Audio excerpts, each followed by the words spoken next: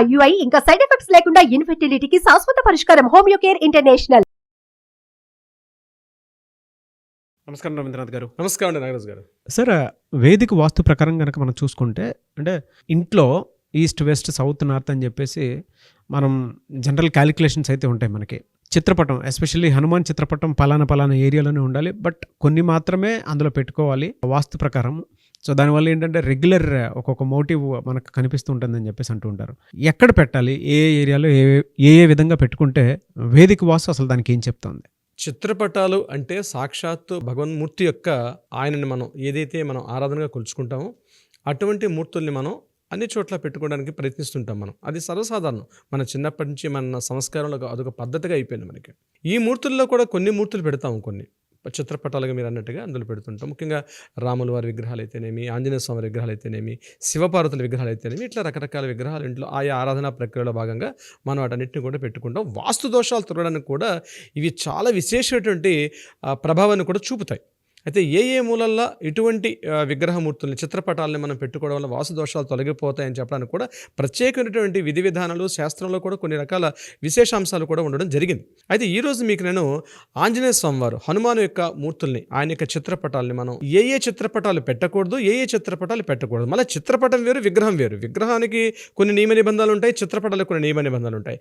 చిత్రపటానికి పెద్దగా నియమ నిబంధనలు ఉండవు, మన ఇష్టంతో పెట్టుకునే కాబట్టి. అయితే వాస్తు దోషాలు తొలగిపోవాలన్నా, ముఖ్యంగా శని దోషాలు తొలగిపోవాలనుకున్న శనికి సరైనటువంటి రెమెడీగా మనం చెప్తాము ఆంజనేయ స్వామి వారి యొక్క విగ్రహాన్ని. ముఖ్యంగా మంగళ శనివారాలు నియమాలు పాటిస్తాం.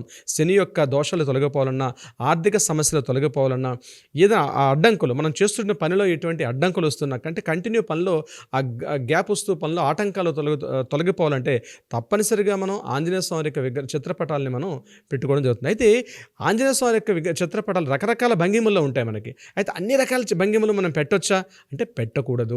కొన్ని మాత్రమే చిత్రపటాలు గృహంలో పెట్టుకోవచ్చు. దేవాలయంలో దేనికైనా మనం పెట్టుకోవచ్చు, ఎందుకంటే ఆయా దేవాలయాలు ఆగమశాస్త్రానికి ప్రజలు లోబడి ఉంటాయి కాబట్టి ఆగమశాస్త్రానికి అనుగుణంగా సిద్ధాంతులు, పండితులు వాటికి సూచిస్తారు. కానీ ఇంట్లో ఉన్నటువంటి చిత్రపటాలను ఎటువంటి చిత్రపటాలు పెట్టకూడదు, ఏ చిత్రపటాలు ఏ మూలలో పెడితే విశేషమైన లాభాలు వస్తాయండి నేను ఈరోజు మీకు ఈ వేదిక ద్వారా మీకు అందించే ప్రయత్నం చేస్తాను నాగరాజు గారు. ఓకే. ముఖ్యంగా ఆంజనేయ స్వామి విగ్రహాల్లో మనం ఒక శ్లోకం కూడా మీకు చెప్పి ముందుకెళ్తాను. ఆంజనేయమది పాటలాననం కాంచనాద్రి కమనీయ విగ్రహం పారిజాత తరు మూలవాసనం భావయామి పవమానందనం ఎత్ర ఎత్ర రఘునాథ కీర్తనం తత్ర తత్ర కృతమస్త కాంజిలిం. ఇక్కడ చూడండి, ఎత్ర ఎత్ర రఘునాథ కీర్తనం తత్ర తత్ర కృతమస్త కాంజిలం. స్వామి ఎక్కడుంటారట? ఎత్ర ఎత్ర రఘునాథ కీర్తనం, ఎక్కడ రఘునాథుని యొక్క కీర్తన జరుగుతుందో, ఎక్కడెక్కడైతే రఘునాథుడి యొక్క ఆ మాట వినిపిస్తుందో అక్కడ తత్ర అక్కడ కృతమస్త కాంజలం, కృత మస్త కాంజలం. మస్తకం అంటే తల, అంజలి ఘటిస్తూ స్వామి కిందకి తల అంచి ఇలా ఈ భంగిమలో ఉంటారట. ఎక్కడుంటారట? అంజలి ఘటిస్తూ తన యొక్క శిరస్సుని ఎక్కడుంటారు? రఘునాథుని యొక్క రాముల వారి యొక్క కీర్తన జరుగుతున్నా రాముల వారి యొక్క మాట ఎక్కడుంటుందో అక్కడ కృతమస్త కాంజలం. కృతం అంటే పూర్తిగా ఒక దాసత్వాన్ని సూచిస్తూ కృతమస్త కాంజలం అనేటువంటి ఈ భంగిమలో ఉంటారు అని చెప్పి ఆ శ్లోకం కూడా అదే. అందులో మనకు అర్థమవుతుంది అక్కడ. అంటే స్వామి ఎక్కడుంటారు? రాముల వారి యొక్క మాట వినిపించినా, రాముల వారి యొక్క ఫోటో కనిపించినా, రాముల వారి యొక్క విగ్రహం కనిపించినా అక్కడ ఉంటారు. అందుకే ప్రధానంగా నేను చెప్పబోయేది ఈ మనకి శ్లోకాల్లోనూ కూడా మనకి విగ్రహాలు ఏవి పెట్టచ్చు, ఏవి పెట్టకూడదని ఈ మాటల్లో తెలిసే ప్రయత్నం చేస్తారు. కానీ ఇప్పుడు జరుగుతున్నటువంటి సోషల్ మీడియా ప్రచారంలో మనకు రకరకాల పిక్చర్స్ కనిపిస్తుంటాయి. ఆ చిత్రపటాలు మన ఇళ్లలో పెట్టుకోవచ్చా అన్నటువంటి మాట వినిపిస్తుంది. ముఖ్యంగా 4 రకాల చిత్రపటాలు పెట్టుకోకూడదు అని చెప్తారు. ముందుగా సంజీవని పర్వతాన్ని మోసుకున్న తర్వాత, యుద్ధకాండ తర్వాత అక్కడ లక్ష్మణ స్వామి వారు పూర్తిగా మూర్ఛ పొందిపోయినప్పుడు ఆయన మరలా వెళ్ళి ఆ యొక్క హిమాలయాలకు వెళ్ళి సంజీవని పర్వతాన్ని తీసుకొస్తున్నట్టు ఒక భంగిమ ఉంటుంది. ఆకాశంలో ఒక సంజీవని పర్వతాన్ని మోసుకొస్తున్నట్టు విగ్రహం ఉంటుంది. సో అటువంటి చిత్రపటం అనేది ఇంట్లో పెట్టుకోకూడదు అని చెప్తుంది శాస్త్రం. ఎందుకు పెట్టుకోకూడదు అంటే ఆ ఇంట్లో కాస్త భారం ఎక్కువగా ఉంటుంది. ముఖ్యంగా ఆంజనేయ స్వామి వారు కాస్త తన సంజీవని, తన ఎక్కడైతే స్వామి రామలక్ష్మణులకి ఈ బాధ కలిగి తొందరగా వెళ్ళాలి అని ఆదుర్దాగా ఉన్నారు కాబట్టి ఇటువంటి చిత్రపటాలు ఇంట్లో నిషేధం అని చెప్తారు. ముఖ్యంగా సంజీవిని పర్వతాన్ని ఎత్తుతున్నటువంటి ఒక చిత్రపటాన్ని. రెండవది, రాములు తన ఛాతీని చీల్చుకుంటూ రాముల వారి యొక్క తన యొక్క తన్మయత్వంలో ఉంటారు. అటువంటి గుండెని చీల్చుకుంటారు, లోపల రామలక్ష్మణ సీత సహితంగా ఉన్నటువంటి ఒక భంగి మనకు కనిపిస్తుంది. చిత్రపటాలు మనకి మార్కెట్లో విరివిగా దొరుకుతుంటాయి. అటువంటి చిత్రపటాలు కూడా ఇంట్లో పెట్టుకోకూడదు అని చెప్తోంది. మూడవది, రామలక్ష్మణుల్ని తన భుజాల మీద వేసుకొని సీతమ్మ తల్లి జాడ తెలిసిన తర్వాత వాళ్ళిద్దరిని తన భుజాన్ని వేసుకొని మాతంగ పర్వతం దగ్గర నుంచి పూర్తిగా ఎక్కడైతే కనిపించారో ఆ యొక్క సముద్ర తీరాన్ని తీసుకెళ్తున్నటువంటి ఆ యొక్క ఘట్టాన్ని ఉద్దేశిస్తూ చిత్రకారులు గీసినటువంటి ఆ యొక్క చిత్రపటాన్ని కూడా ఇంట్లో ఉంచుకోకూడదు అన్నది మూడో చెప్తోంది. నాలుగవది, లంకా దహనం చేస్తున్నటువంటి భంగిమ. ముఖ్యంగా చూడండి, కొన్ని సినిమాలు కూడా మనం చూస్తాం. లంకా దహనాన్ని పూర్తిగా తన దావానలంగా చేసేసిన తర్వాత తన పూర్తిగా చుట్టుకుంటూ తన పైకి వెళ్ళి కూర్చుంటున్న భంగిమ కావచ్చు, లేకపోతే తన తోకకి నిప్పంటించుకొని లంకను దహనం చేస్తున్నటువంటి ఆ భంగిమతో ఉన్న చిత్రపటాలు కూడా ఈ 4 రకాల చిత్రపటాలను ఇంట్లో ఉంచుకోకూడదు అని శాస్త్రం అయితే చెప్పడం జరుగుతుంది. అయితే ఎటువంటి చిత్రపటాలు ఉంచుకోవచ్చు? ముఖ్యంగా శ్వేతవర్ణం అంటే తెలుపు ధవలవర్ణం అంటాం, శ్వేతవర్ణం అంటాం. తెలుపు వర్ణంలో ఉన్నటువంటి స్వామి యోగ నిద్రలో కూర్చొని ముఖ్యంగా ఆ యొక్క చిత్రపటం చూసినప్పుడు మనకి కుడివైపు స్వామివారి యొక్క ముఖం ఉంటుంది, స్వామివారు మనకి ఎడమవైపు ఉంటారు, ఆయన ముఖం కుడివైపు ఉన్నటువంటి చిత్రపటం. సో అటువంటి చిత్రభంగిమతో స్వామి యోగ నిద్రలో కూర్చుంటారు. ముందర అక్కడ రామచరిత మానస్ ఉన్నటువంటి ఒక చాలా చిత్రపటాలు ఉంటాయి. ఇటువంటిది మీరు వాయువ్య దోషాల నిమిత్తం కానీ వాయువు మూల అంటే పడమర దక్షిణ మూలలో ఇటువంటి చిత్రపటాన్ని పెట్టుకోవడం వల్ల చాలా వరకు వాయు దోషాలు తొలగిపోతాయి. ముఖ్యంగా వాయువు అంటే రాజకీయ నాయకులు కానీ, న్యాయవాదులు కానీ, అదేవిధంగా మార్కెటింగ్ చేసే సిబ్బందులు, మార్కెటింగ్ వృత్తిలో ఉన్నటువంటి వాళ్ళు, అలాగే న్యాయవాదులు, రాజకీయ నాయకులు, అంటే తన యొక్క జీవన వృత్తిని సాధిస్తున్నటువంటి అటువంటి అంటే మాటలు అమ్ముకుంటూ చేసేవాళ్ళు, మాటల్ని పెట్టుబడిగా పెట్టుకుంటూ తన యొక్క జీవనోపాధిని సాగిస్తున్న రంగాలు ఏవైతే ఉంటాయో మార్కెటింగ్ సిబ్బంది, రాజకీయ నాయకులు, అడ్వకేట్స్, ఇటువంటి వాళ్ళందరూ కూడా వాయువు దోషం లేకుండా చూసుకోవాలి. కాబట్టి వాయువు మూలలో పైన మన శిరస్సు పైనటువంటి ఒక చిత్రపటాన్ని పెట్టుకోవడం వల్ల చాలా ఉపయోగం ఉంటుంది.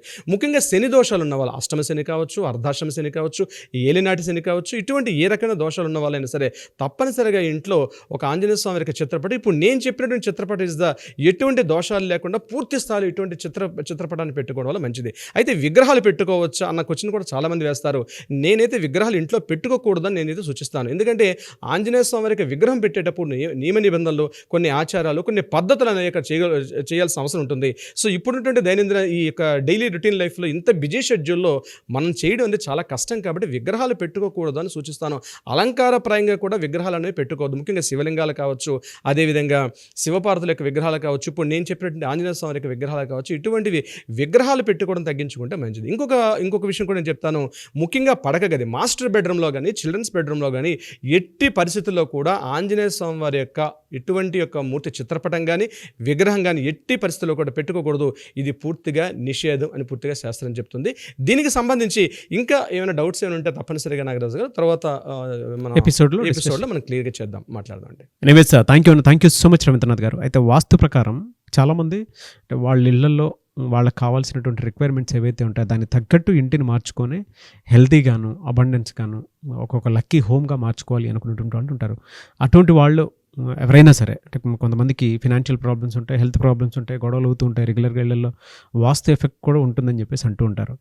సో వేదిక్ వాస్తు త్రూ ఎవరన్నా క్లాస్కి అటెండ్ అవ్వాలి అనుకున్నటువంటి వాళ్ళు ఉన్నారు, మిమ్మల్ని అప్రోచ్ అవ్వచ్చా? ఎప్పుడైనా అవకాశం ఉంటుంది? కొంతమంది అపాయింట్మెంట్ కూడా అడుగుతారు. ఎలా? తప్పనిసరిగా నాగరాజు గారు, భార్యాభర్తల మధ్య అన్యోన్యత, ఆర్థిక ఇబ్బందులు, ముఖ్యంగా ఆరోగ్య సమస్యలు కానీ, విద్యా సమస్యలు కానీ, పిల్లలు ఇంట్లో చదువులు సరిగ్గా చదవట్లేదు, లేకపోతే పిల్లలు అల్లరి చిల్లరగా చేస్తున్నారు, ఆర్థిక సమస్యలు, ఒత్తిడి, బయట అనుకున్నటువంటి పనులు ఆటంకాలు కలగడం, ఇటువంటి సమస్యలు దైనందిన జీవితంలో రెగ్యులర్గా ఉంటాయి. దీనికి ప్రధానంగా చెప్పాలంటే వాస్తు దోషాలు కూడా ప్రధాన కారణం వహిస్తాయని చెప్పి శాస్త్రం గట్టిగా చెప్తుంది. కాబట్టి దీనికి సంబంధించి ముఖ్యంగా మీరు అన్నట్టుగా వేదిక వాస్తు మనీ అట్రాక్షన్ అనే ఎపిసోడ్ మీద మనం క్లాసెస్ కూడా కండక్ట్ చేస్తున్నాం. దీనికి సంబంధించి అవకాశం ఉంటుంది. దీనికి December 7th అంది మనం నిర్ణయించుకున్నామండి. ఈ December 7th జరిగే క్లాసెస్ ముఖ్యంగా జూమ్ క్లాస్ అవుతాయి, ఇవన్నీ కూడా ఆన్లైన్ క్లాసెస్కి. దీనికి సంబంధించి ఎవరైనా అటెండ్ అవ్వాలనుకుంటే తప్పనిసరిగా కింద స్కూల్లో అవుతున్నటువంటి నెంబర్ కాంటాక్ట్ చేయగలిగితే మన సంబంధించిన టీం వాళ్ళని అప్రోచ్ అవుతారు, మీకు దానికి సంబంధించిన వివరాలన్నీ కూడా తెలియజేస్తారు. Nagaraju garu, thank you so much Ravindranath garu. Thank you so much Nagaraju garu. చూసారు కదండి వీడియో. ఈ వీడియోపై మీ అభిప్రాయం కమెంట్ బాక్స్లో పోస్ట్ చేయండి. ముఖ్యంగా మీరు కనుక డెఫినెట్గా వేదిక్ వాస్తు క్లాసెస్కి అటెండ్ అవ్వాలి అనుకుంటే, అది కూడా చాలామందికి చాలా ప్రాబ్లమ్స్ వస్తూ ఉంటాయి, ఎస్పెషల్లీ ఫినాన్షియల్ ప్రాబ్లమ్స్. దాని నుంచి బయటపడడానికి మన ఇంటిని చక్కదిద్ది పెట్టుకోవడం కోసం వేదిక్ క్లాసెస్, వాస్తు క్లాసెస్ అటెండ్ అవ్వాలి అనుకుంటే స్క్రీన్ మీద మీ కాంటాక్ట్ నెంబర్ కనిపిస్తుంది. December 7th నుంచి జరుగుతుంది. దాన్ని మీరు కాల్ ఆర్ మెసేజ్ వాట్సాప్ చేసి వెంటనే ఎన్రోల్ చేసుకోండి. ఈ వీడియో లైక్ చేయండి, షేర్ మాత్రం తప్పకుండా చేయండి. ఇలాంటి మరిన్ని వీడియోస్ కోసం మా ఛానల్ ఫాలో అవ్వండి. Thank you.